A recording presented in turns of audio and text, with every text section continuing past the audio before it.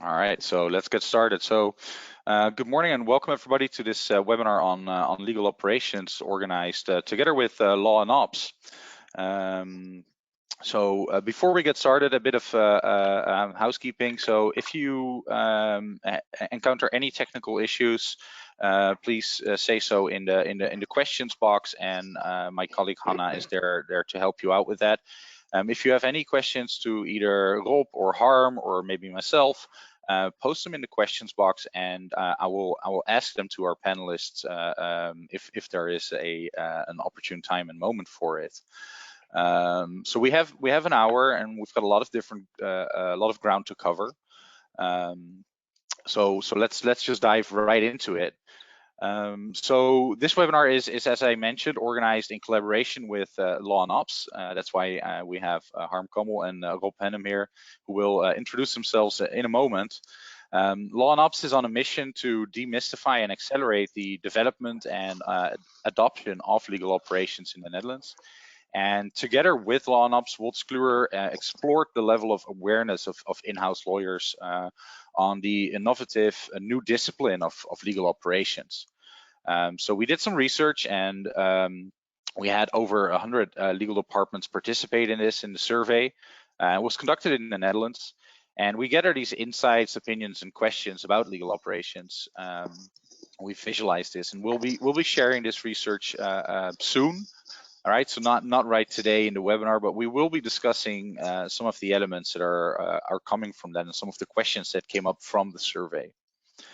So my name is Maurits Annegarn. I am the segment manager legal software at Wolters Kluwer. That means I basically keep an eye on the trends in the market and on legal technology and the ways of working for legal counsel and law firms. On the other side, I have a wide experience in implementing legal solutions for corporate legal departments. Harm, can you introduce yourself? Yes, thanks, Maurits. Yeah, my background is I studied law, but I studied mostly business. I've never practiced law. I spent a couple of years working in different organizations, and after a while became a crisis manager, working a lot with law firms and lawyers, and figured then that the way legal services are provided are very good from a content perspective, from an expertise perspective. But from an organizational perspective, there's a lot of room for improvement. So I've been focusing on the organizational side of legal services since 2004. First, doing a lot of work for General Counsel, doing what is currently called legal operations, so positioning the legal department. And then I also was invited after a while to work for De Brouw, where I spent 3 years, so a big law firm in the Netherlands. And then after that, also started doing more work for law firms. So I work on both sides of the spectrum, both in-house and law firms, and always on the organizational side of delivering legal services. And one thing I did was get people together who are in the same position a few years ago in a Chatham group. People really focused on the management side and operational side of legal. And that developed into Law and Ops. The purpose was just to get together every quarter and exchange ideas and see where we are. And then we figured, well, maybe it might be helpful also for the industry wide to actually open it up a little bit. So that became Law and Ops. And that's also how I get to know Rob. All right. I'll take that. Yeah, I'll take that as my cue to introduce myself. So Rob Henham, originally from Australia. I started life as a lawyer as well, working on major infrastructure, construction, technology projects. Did that for a few years in Australia, then moved to the Netherlands and got involved in all kinds of weird and wonderful scale-ups and startups around renewable energy, cryptocurrency, and a whole bunch of other things as well. Tried to launch my own consultancy, which was a failure, but was a great learning experience around blockchain and the law, and then went back to Australia to join a technology startup to set up their whole legal operations as they expanded. Then came back to the Netherlands and joined Irdeto, which is a renewable energy company, starting as their innovation lawyer, so helping their internal projects, but also our subsidiaries to land and expand, and then created a legal ops role at Irdeto. So did that for a few years before joining Irdeto recently. And Irdeto is a cybersecurity company with a more international footprint, and I'm currently in the head of legal ops and programs position, which is, as the name suggests, legal ops, but the programs bit is really around contract management, corporate entity management, our IP program, our privacy program, risk and compliance management, and a few other things as well. So yeah, very much looking forward to trying to help. Demystify is the word we use in law and ops, but that really is the intention here, is to kind of give you a more practical insight, at least my experience, which, you know, to be open, is relatively limited. Both law teams were relatively small. Annegarn had about a team of 25. Irdeto has a team of, you know, about 10, and you know, that context might be different to firms of other sizes, but at least it should give you an insight into the kinds of things that we get up to and why we do it, and how to sell those kinds of positions in your organization should you wish to.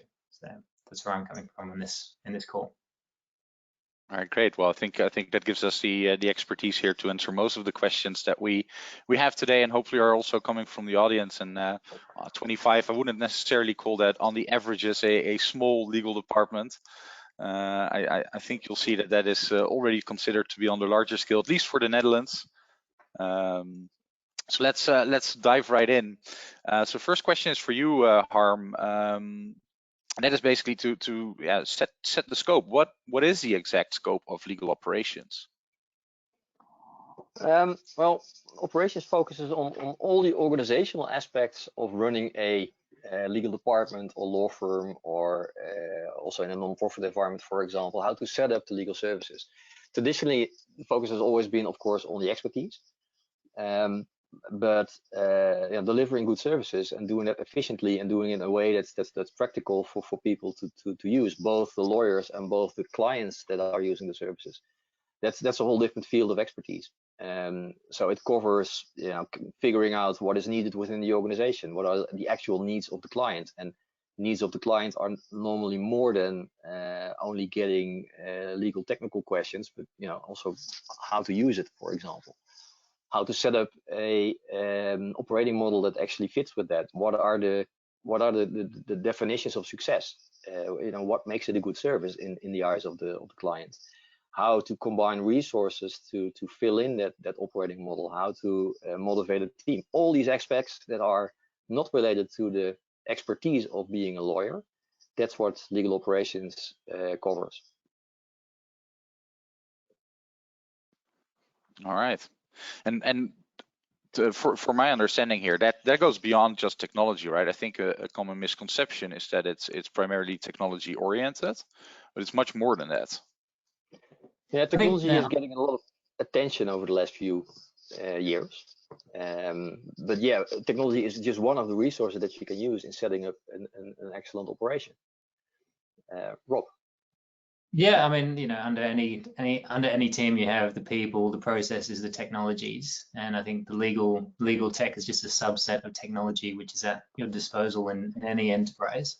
So, you know, I think it's wrong to say that legal operations equals legal tech, but from my perspective, technology is going to form part of any process or any solution that you are looking at delivering within a legal operations role.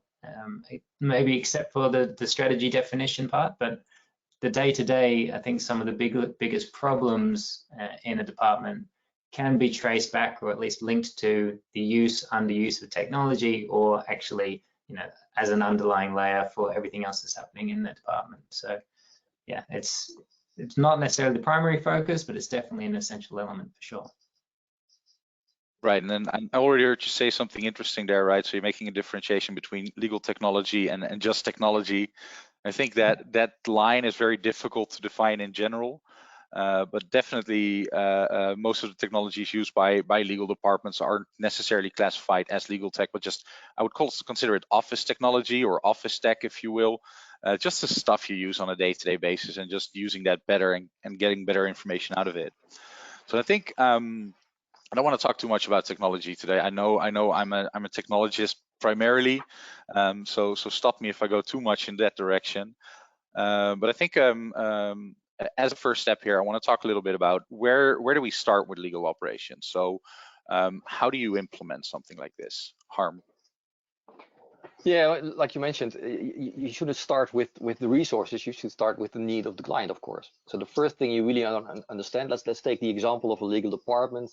You really want to understand what the business objectives are of the organization and what the strategy is. Take for example, I work for an organization that has kind of a retail model and is scaling up rapidly within Europe. They're listed, so they promise the market a certain amount of growth. And in their organization, that means ramping up locations where they can actually sell the stuff. Ramping up locations means real estate, so hiring locations, constructing them. So when you understand that that's the promise that the organization made to the stock market, then that's something that the organization has to deliver on. And for legal, that means we have to set up a structure that supports opening 3 or 4 stores a week throughout Europe. And that's that pace is ramping up. So first you need to understand what the strategy is, or the objectives and the strategy. That translates into all kind of legal implications. If you're having retail in France, then litigation culture in France is more prone than it is in the Netherlands. So you really want to prepare for more litigation, simply because it's part of being active there. So you can predict from the strategy what the legal work will be. Define what is the definition of being successful. Then supporting the time to market from the organization. And then set up an operating model that supports that. So for example, then in this example, organize a network of law firms in France and in Spain. They can support you when there's litigation, for example, and prepare for that, and make sure that they work from a brand protection perspective and not from winning cases perspective. And then organize your team and organize your processes to make sure that you are in control of that. And that's the way to do it. So you start with analyzing the business, translate that to okay, what's the legal component of this? How do we play a role in that? And what makes our role successful? And then translate that to okay, what operating model fits with the M&A? What operating model fits with the contracting? What operating model fits with the litigation? And then find the resources to gradually build it up. That's the way to do it. And then of course tech ties into that, and the team ties into that, because these are important resources. Outside counsel ties into that because it's an important resource, but it's a resource within a wider objective that you have that is based on where the business is going. I might add to that and say, well, not an alternative approach, but a parallel approach is at least what I do within my teams. Is you start by talking to people in your team, and not just in your team, but around the organization. And you start to say, well, what's going well, what's not going well, how is the legal team delivering, where is it not delivering? And what you find is that most of the complaints that lawyers have, or General Counsel has, or the things that are on people's objectives that they're not necessarily enthusiastic about, but that they need to do, kind of fall in the bucket of legal operations. Someone has been given a task of managing our templates this year, or updating this SharePoint site. Someone else has been given the task of trying to produce a report on supplier spend, and it's all dispersed around the organization. And you start to get a sense of where the pain points are in practice for the individuals. So I think what Harm just described is, as an organization, how do you build up a legal function that delivers as it's supposed to? On the other side, you can also start with, right, what are individuals struggling with here? Do they have too much work? Do they have not enough time? Are they dissatisfied with the level of service being provided by an external provider? Is there another issue that's going on? Is technology providing a problem which shouldn't otherwise exist? Are processes inefficient? All this stuff. If you're at the coffee bar, people aren't talking about or complaining about legal content generally. They're complaining about the way the department operates. So it ties into what we'll speak about later in terms of how do you get buy-in. But part of the strategy, at least for me, is talk to everyone within the organization and start to pull out these themes of what is actually happening in practice on a day-to-day basis. Because a lot of the operations, well, part of it is doing big change projects, big implementations, but a lot of it is trying to address some of these pain points with solutions which can be repeated and scaled and avoid problems in the future. So I think, yeah, you kind of have to do both, because if you just deal with individual complaints, then you're putting out spot fires. And if you only deal with individual complaints, then you won't necessarily help your company reach its objectives. But if you also go for the objectives without understanding what's actually happening on a day-to-day basis for individuals, you're not necessarily going to be successful in implementing anything or changing anything. So I'd say you kind of need to balance both, because there's the idea on one side and then there's the execution on the other, and they feed off each other. So that would be, I think, another way of looking at it as well. Yeah, but it illustrates what you just said, Rob. So you want to know, of course, where you want to go. So that's the paper side. You want to have the plan. You want to have strategy mapped out. But it only works if people actually are motivated to do it. And motivation you get from solving problems that they encounter in their day-to-day life. And the second thing that you need to realize is that it takes a lot of time to change things. So you really want to do it with a lot of small steps, step by step by step. And every step that you make should be adding some comfort and adding some efficiency and adding some quality to the process. So people really see the results of it and get motivated for making additional steps. Because if it's only on paper and it's only adding the organization value, but it's not creating any visible comfort or progress for the people involved, then it's not going to fly. So it also starts with understanding the adoption rate of change within the organization and pace it properly. Because if you do too much in a short time, or you want to do too much in a short time, it fails. And it fails not because it's a bad idea, but it fails because it just doesn't get any support from the people that need to work with it. So you really need to do both. And I might also add that the legal operations, there's different scales of legal operations, in the sense that at Irdeto, for me, within my own practice, right, me as a lawyer, as an in-house lawyer, it's like, well, I knew that within the department I was servicing, things weren't as efficient as they could be. Communication wasn't as open as it might be, and that our data collection was not really existent. So I started, legal operations by myself in my own little bubble, and then over time, that bubble expanded until there was a role that was big enough to support a full-time position.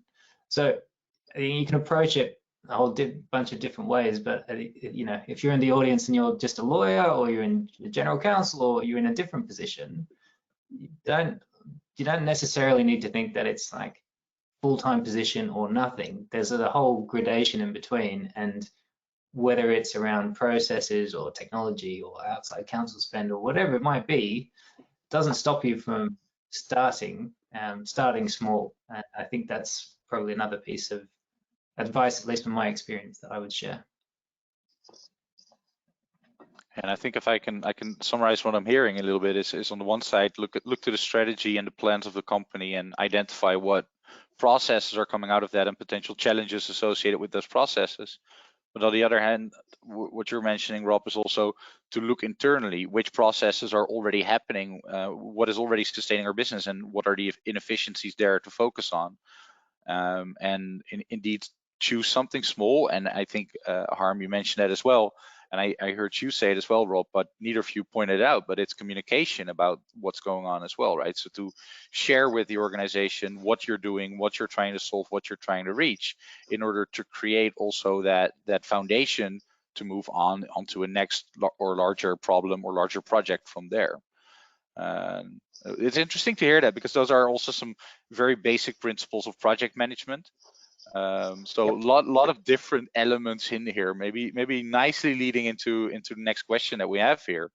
Also being, what would be a generic job description for a legal operations professional, right? What would that look like? And what kind of skills should a legal operations manager have? Maybe Rob, you can start with this one. Well, I actually stole my first job description for Irdeto from Henham, who was hiring for a different position in a different company. I stole that as the template for Irdeto, but I mean, it kind of covers the categories that Harm was describing before. So it's really around aligning what the legal department does with the overall strategy. It's around contract management is generally a big part of it. Corporate entity management usually falls within that as well. And then underpinning both of those are the processes and technologies that help to support those two elements.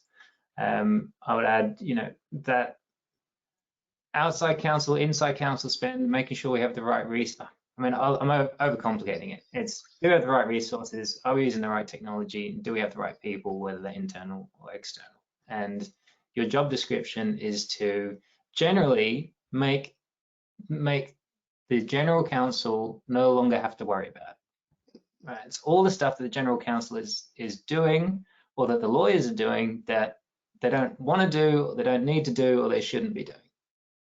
Right? And if you look at, the job description of a legal operations professional, it's not that different from being the department manager of any function. Right? It's really making sure that everything is working as it should, and you're delivering the quality that's expected of you.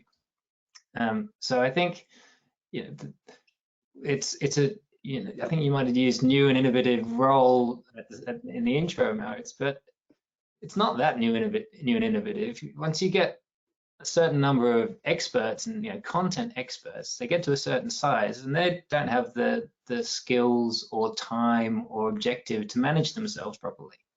And so what you're doing is you're providing that structure for them to operate within their areas of expertise, and making sure that you're facilitating the right communication and the right behavior amongst, not just within the legal team, but also with the business, and then eventually to the customers. So it's a bit of a, to be honest, it's a bit of a jack of all trades at the start. And I think also in the Netherlands, you see that in the job descriptions, where you're responsible for management reporting and outside counsel spend, and everything is in there. You look at the US, which has a much larger spend and bigger companies, just generally speaking, you end up with other job descriptions where it's like legal operations analyst or a business analyst legal, for example. And they are really focused around that management and reporting. And you might have someone else who's around, specifically around outside counsel management and spend. So the generic description covers all of those elements about just having the department run efficiently. But I think what we might see is that in the Netherlands, you have the lower mid-level positions arising, where it's much more pointed and much more specific around parts of the legal operations as a whole. I'm not sure, Harm, do you have, I mean, you wrote the job description, which I stole, so did I miss anything in that? It obviously also depends, of course, on what's the most urgent problem within an organization. So in one organization, for example, they really started with outside counsel management, because they spend a lot of money on outside counsel globally, and we want to get better in getting value from that. Not only managing the cost side of it, but also making sure that you get most value from working with law firms. And then you gradually also then slide into the more internal topics on what processes do we have, and then you end up in different areas. So management information is part of it. Being having enough comfort about IT to understand what it can do, not necessarily be a programmer. That's also something that's being said quite often, that all lawyers need to be programmers. That's nonsense. You need to be comfortable enough to work with stuff, and you need to have one person in your team that has a little bit more affinity with it to make a selection on what functionality and what technology. But that doesn't make you an IT specialist, and that's not necessary. But what you do need to have is also what you addressed on that already, Maurits, a bit of change management experience, or affinity at least, because you need to guide people through changing their way of working, and there is always a little bit of pushback, and there's always a little bit of doubt, and so you need to take that into account and be comfortable with that. So it's a jack of all trades, and depending on what trades are the most relevant, depending on the moment. But that also makes it, from my angle, a very interesting position, because you're all over the place within a legal function and legal services. And I think, we're go ahead, Rob. I was just going to say that it's in, well, one is that within this law and ops group, we kind of asked ourselves the question of, well, what skills should they have, and then built this legal ops academy, which we're running the first session through now. And the main kind of skill sets that we identified, and jump in if I miss anything, Harm, but it was really around creating those operating models that Harm spoke about at the start, understanding how to actually manage and improve processes, understanding what tools and technology mean within the context of a legal organization, managing your internal resources, managing your outside counsel, then being able to produce meaningful management information, then doing project management skills, change management skills, and those kind of encompass, I think, a lot of the skill sets that you need. But I think personality wise, it's also interesting, because if you are someone that really likes, a clear set instructions and likes to sit in your office and produce output and send an email, I don't think legal operations manager is for you, to be honest. I think to be an effective legal operations manager, it involves a lot of collaboration, a lot of communication, change management for people that really don't want to change or that have seen failure in the past.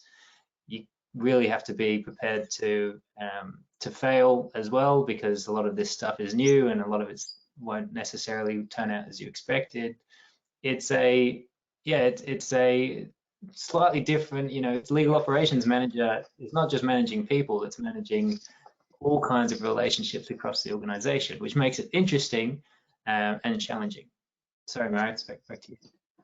No, I was just, we're starting to get a couple of questions, which I'm also keeping half an eye on the time and what else we want to talk about. But I think these questions are interesting in a moment. So the first one is from Marianne.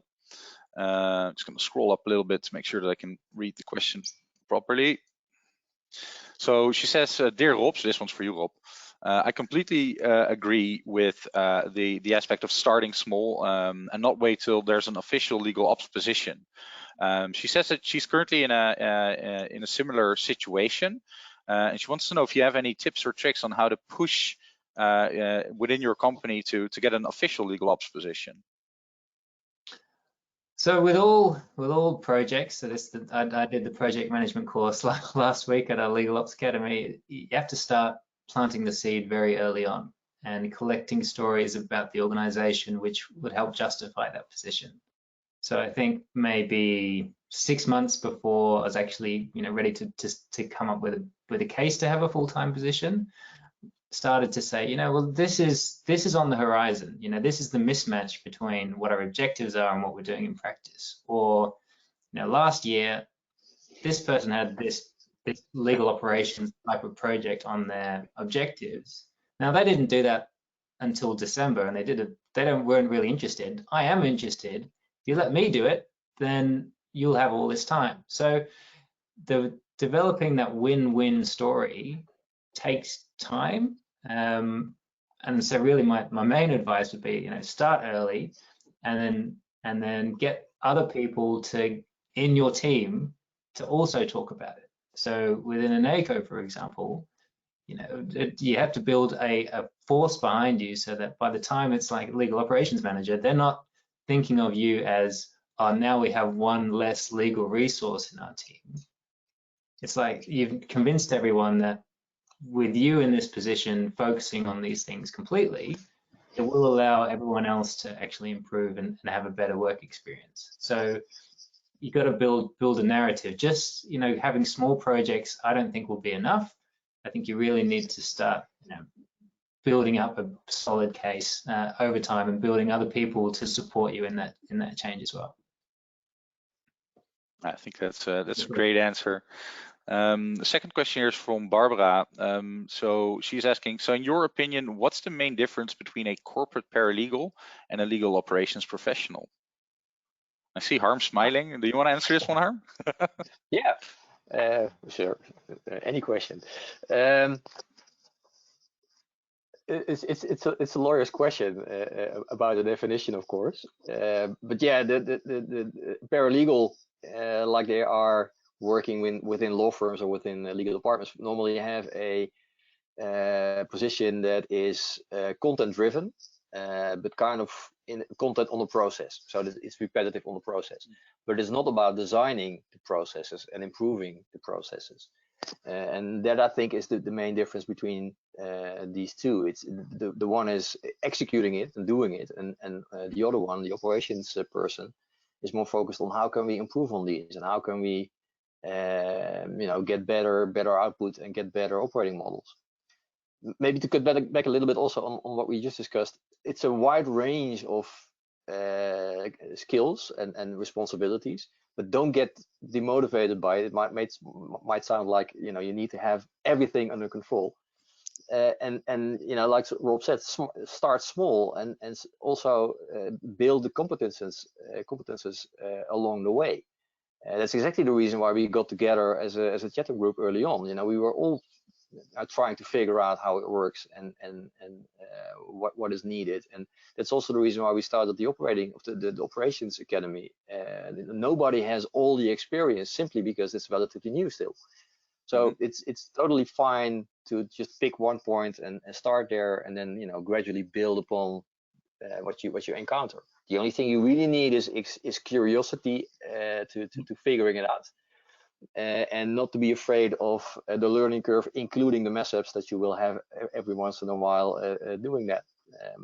And as long as you're not afraid for that, and really understand what legal services are about, that's of course also that's definitely a requirement. So what how it works and how it traditionally works, you're pretty well set to start. So don't get too scared about our wide range and our I think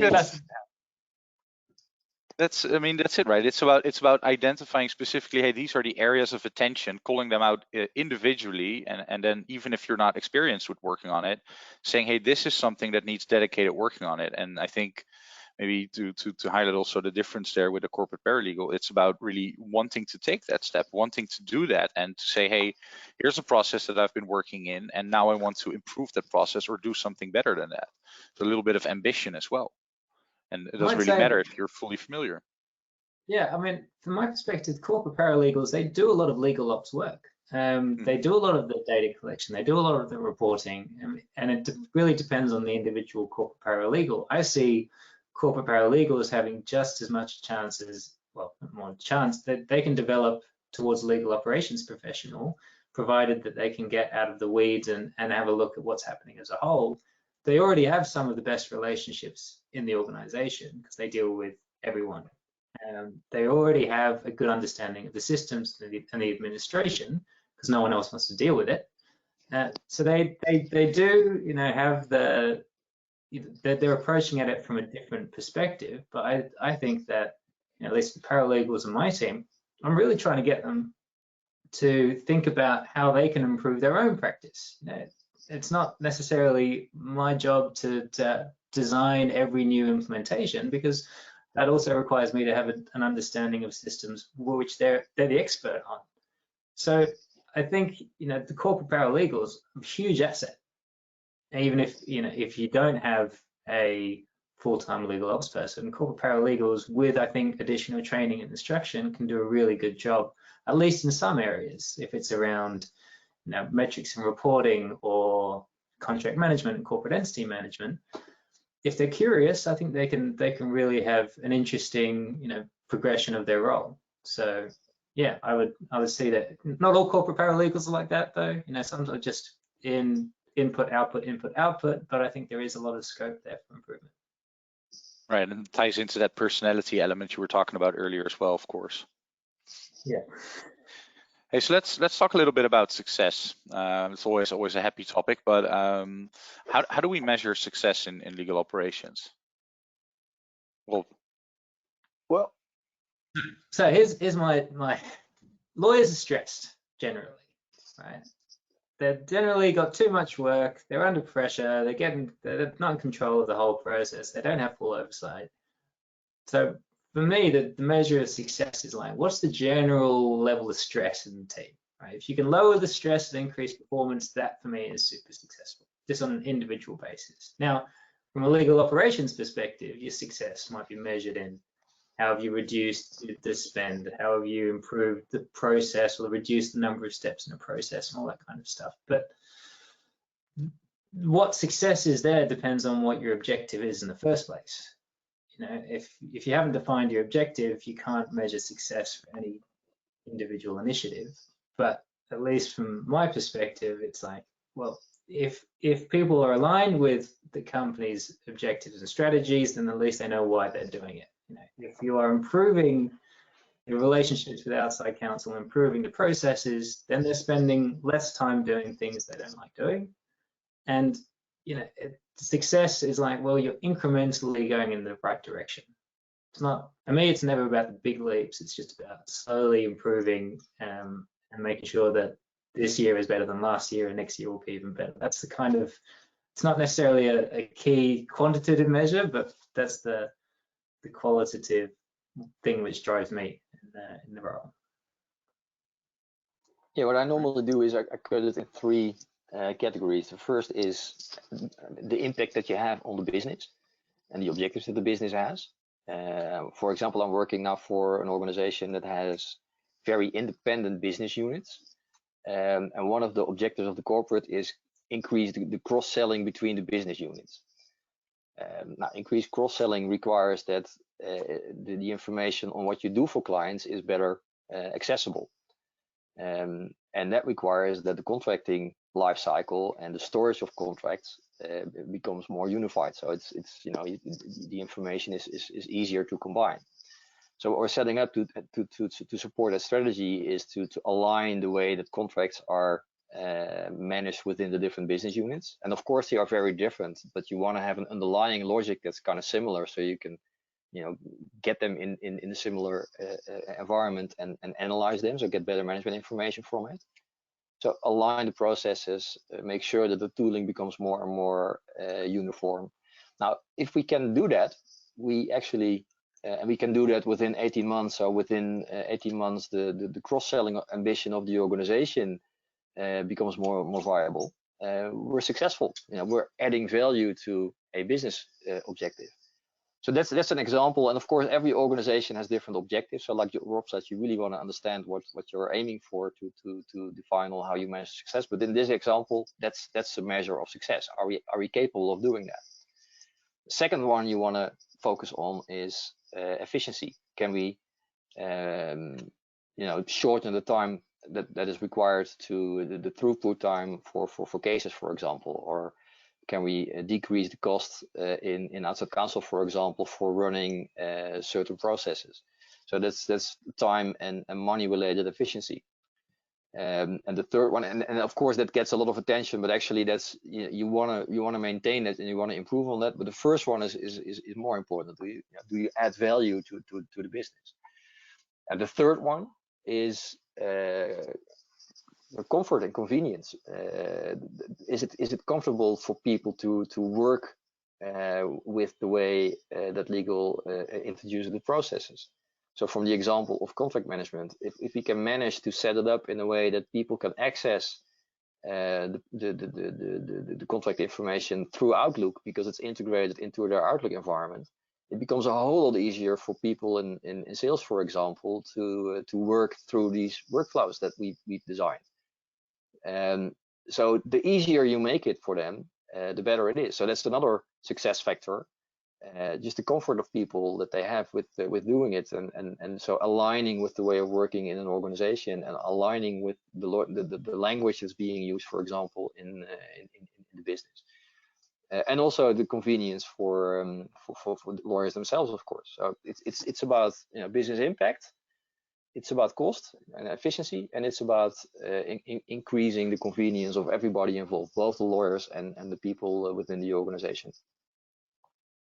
Right, and trying to make those elements a little bit measurable so that you can actually report on those successes as well, or at least share them internally. Maybe this is my great bridge into the next question for this one, is really on how, I mean, if you're talking about success, inevitably I start thinking a little bit about KPIs and things like that as well. But how do you get the required buy-in for this function? Right? How do you convince your organization? I mean, this is a little bit similar to the question we saw earlier from Marianne, but in a wider scope. Now you want to explain the value in terms of, You need buy-in from management, and you need buy-in from the people actually working with it. Now let's first focus on management. If you can explain that you're changing things to advance the business strategy, which pays off in more revenue or higher margins, for example, you get the attention from senior management, and you also get the support and resources that you need.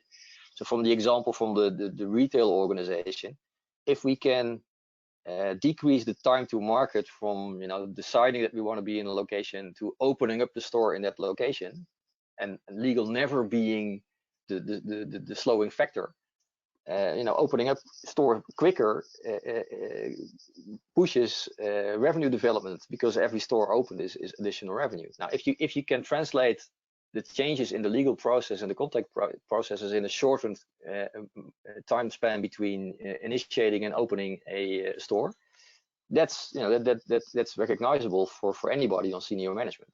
So you really want to translate what you do as a legal team to what does it mean for the business objectives that we have, and make it as specific as possible. Okay, time to market used to be 3 months, and we decreased it to 2 months.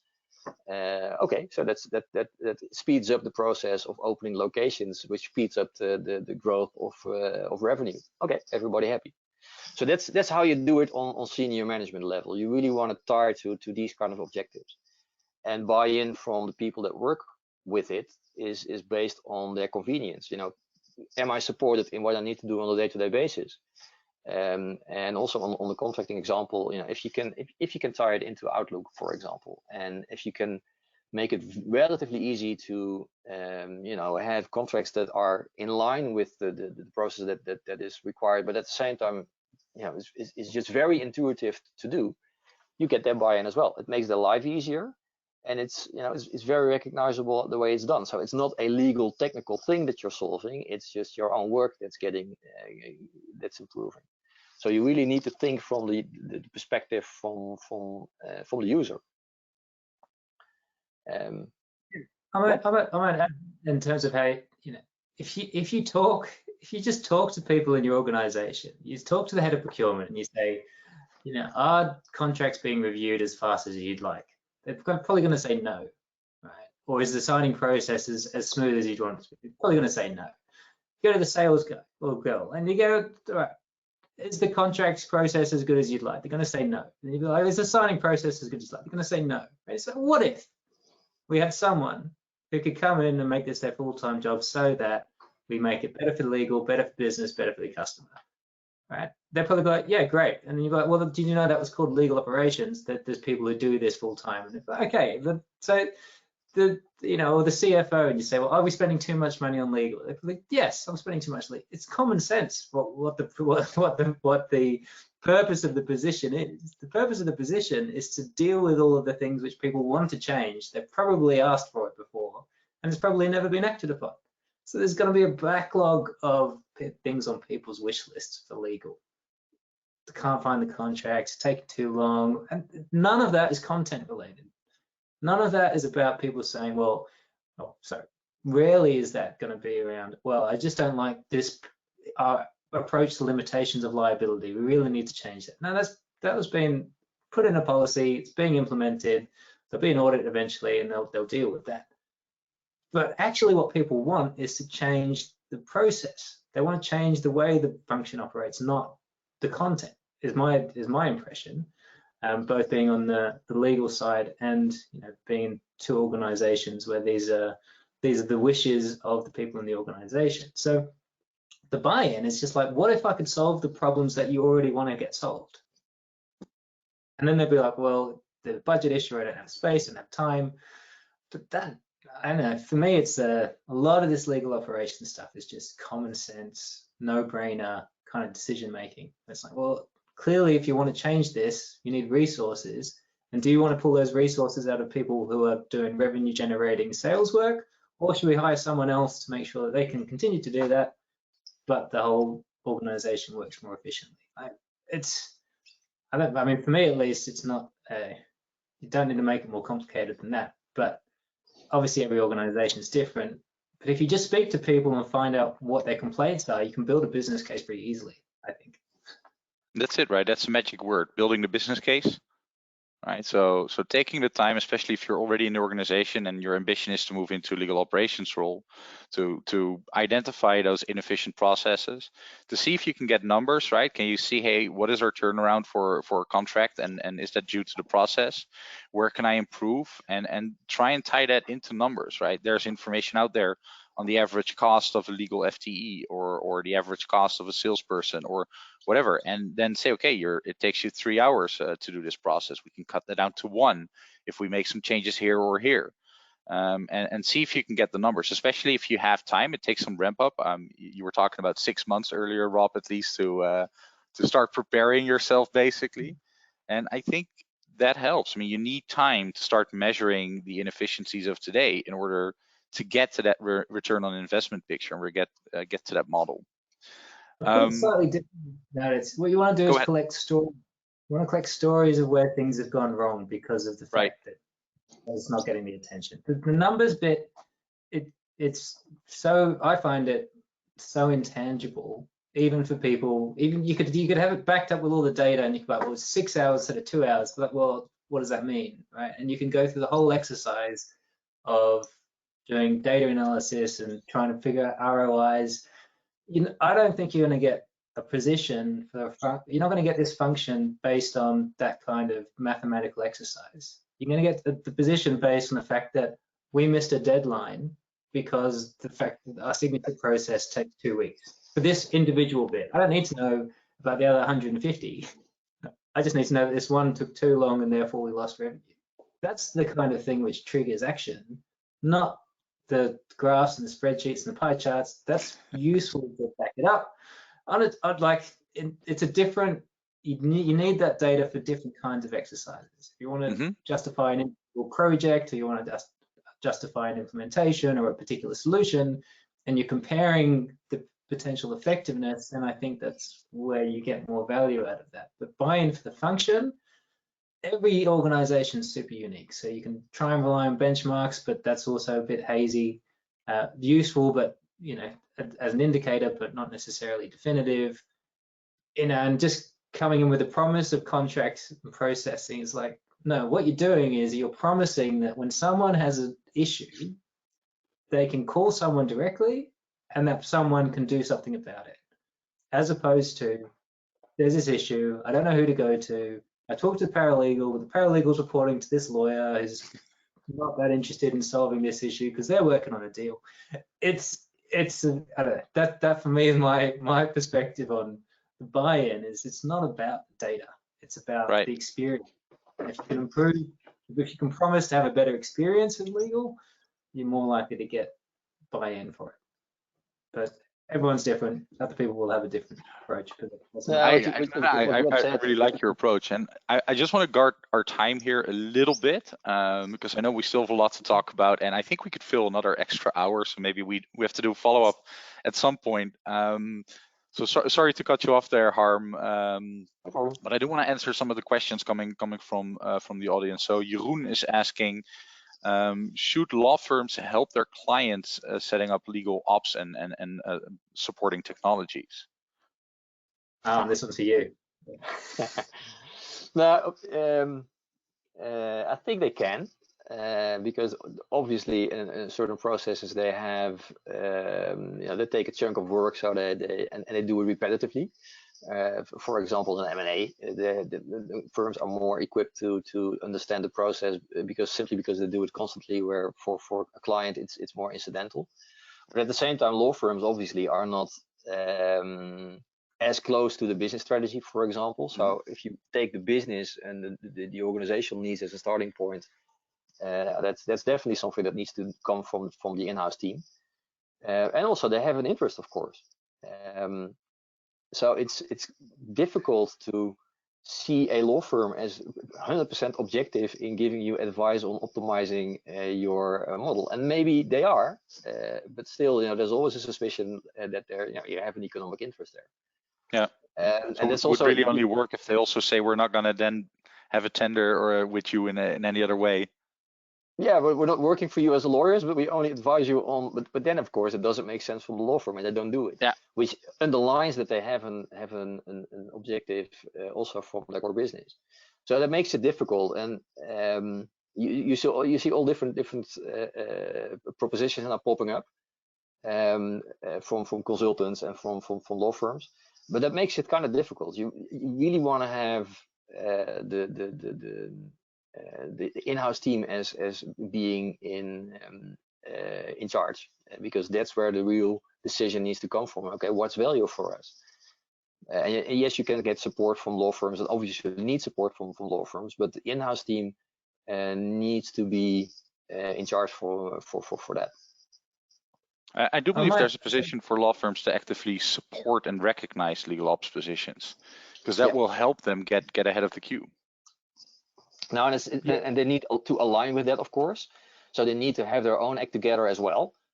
So there's definitely a role for legal ops within law firms, and also the aligning law firms with the operations of legal departments. That's also key. It's just that being in the lead for that is something I think is an in-house responsibility and not a law firm responsibility. They can obviously make all kinds of suggestions on how to improve processes, and a good relationship with a law firm. And when you're in a good relationship, they will do that. They will give you advice on, hey, we did this with another organization. This might work for you as well. But it's just not their core business, and it's more logical to have that from the in-house. You don't want to depend on the law firm for that. Rob? I might add where I think so.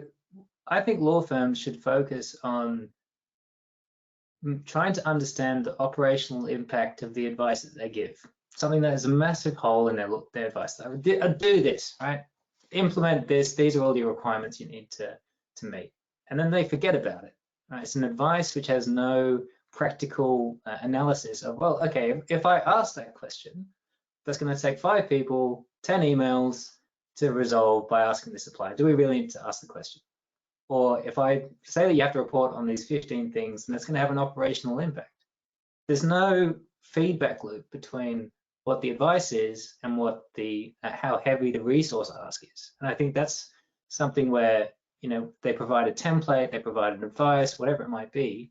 There is an operational cost which they don't estimate, which people in my position then have to deal with and try and optimize for and work around. So I think without necessarily even having a legal operations function, you can provide extra value by saying these 3 pieces of advice. One of the weighting factors is how easy is it to implement, and how much time does it take for the internal teams and the stakeholders. So I don't think anyone's really doing that yet, but I think that would make a big difference for in-house teams. Very good. So I think somebody just got a little ping that we have 5 minutes remaining. So just quickly diving into the next topic here, and then we're gonna probably skip a couple of slides because I want to talk just a little bit about our vision of the future here. But forget the immediate wording of the question here on the screen, because instead we're going to take Marianne's question from the audience. It's much more interesting, and I think it roughly answers the same question. She's asking, do you have experience with general counsel who do not wish to delegate these kinds of topics, such as sourcing strategy, HR vision, spend management, to a legal ops professional? And how do you deal with that? I haven't. Both Jan-Peter Verwiel and Peter van den Berg at Irdeto and Osama Hussein, my new GC, they were very, very receptive to it, and we're happy to share that load. So I don't have any experience. Sorry, Marianne. No, same for me. And I see over the last 15 years about I think 100 projects for different organizations. So I've seen a lot of them. Obviously, there's already a pre-selection, because if I work with them, they are open for thinking about legal operations. But for a lot of general counsel, the operational side, the organizational side is relatively new. They're trained, of course, as a lawyer normally, and have people management skills, but not necessarily operating model skills. But there's a rising awareness that it's relevant for the function, and there's nothing wrong with having somebody in your team or hiring somebody who helps you with that.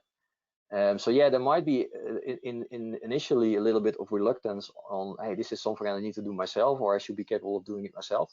But if you look at other functions in organizations, nobody has all the knowledge and all the experience. So it should be totally okay to hire somebody or to have somebody in your team that takes care of these topics. And I haven't seen it myself. But I can imagine there's a little bit of reluctance by general counsel that are new to the field and feel that they have to do it themselves. But that's the wrong way of reasoning. Look at any other function. It's relatively specialist work to do, and it's nonsense that every general counsel also has to be a specialist on operational things. And I think if you're dealing with somebody that is a little bit like holding tight onto their scope of responsibilities or what they perceive to be theirs, basically, the best way to deal with that, at least from my opinion, this has got nothing to do with legal operations, but just generally working for people, is to show them with a small thing that it's okay to let go a little bit. Right, to pick up something small, help them with a small inefficiency, and make that larger until they notice themselves that they've actually let go already. Not everybody is as easy to work with. The people you mentioned, Rob, I know them as well. They're quite forward-looking and innovative of themselves, right? They enjoy that element as well. So that will be easier to convince to take on certain projects. But there's also people that are more hesitant and that are less likely to open that door themselves. And for those people, grab something small, do it maybe even without them noticing, then let them know that you've done that and build on that success. It's the same kind of thing as well there. Yeah, and it's an illustration of their own success if they get people around them that help them fill in the blanks in their own skill set. Good managers have a diverse team with different skill sets and make people successful around them, because that creates value for the whole. Yeah, I absolutely agree. So we're just gonna skip a couple of slides here. I just want to talk a little bit about well, we've got this one and we've got this one. Which one do you want to answer, Rob? I'm going to ask the question to you. Do you want to talk about your dream scenario for the next 3 to 5 years? I might just do the law and ops pitch for the next 3 to 5 years, which is what does it look like in 3 to 5 years? Ideally, we're not having these kinds of conversations about what legal ops is and what the role is, and that that we have a community in the Netherlands, but also internationally, of people who are building each other up and giving each other the necessary resources and practical advice to either get started or develop their own legal operations practice wherever they are. So I think that 3 to 5 years, it's still early phases, but at least the law and ops vision is that we can accelerate that by giving people the tools and advice, creating those forums where you can discuss and share information, and otherwise try and develop this as much as we can within our own, well, to the extent we can as well. So. All right, Harm, for you, where are you in 3 to 5 years from now? That's a different question than you have on the screen, but that's fair. No, my idea would be that currently there's a little bit of hype around legal ops and legal tech, and on the one side that's a good thing because it creates visibility, but it also creates expectations that are not really realistic, and that of course at the end of the hype turn, then it creates a disappointment. So you really want to take that out and bring it to something realistic. So this is what it can offer. This is what we can achieve on the short term and in the midterm, and that's a lot of value actually. But it's not based on high tech. It's just based on a lot of things that you can already do. So if that's something that we can achieve, like we say, we want to take the myth out of operations and just bring it into real life. And then help people create value based on that will be perfect for me. So and again, there's nothing wrong with the hype in the sense of it's good that there's a lot of visibility, but just we need to be aware that there will be a disappointment if there's too much hype. So please be realistic and focus on the proper things and the proper steps. And that's of course what we want to do with law and ops, just help each other. share experience on what's happening right now and what might be interesting in the future, but in the future. Very good. So demystifying the legal operations roles. Very good. So I just heard church bells outside. That means we're on the top of the hour. So I want to thank everybody for joining today. Thank you for all the questions as well. If you have any further questions for Harm or Rob or myself, feel free to reach out to us via email or on LinkedIn. And yeah, thank you again. And I wish you all a very pleasant day. Thank you, Harm. Thank you, Rob. And we'll talk again soon. Thank you, Maurits. Thanks, everyone. Thank you all. Take care.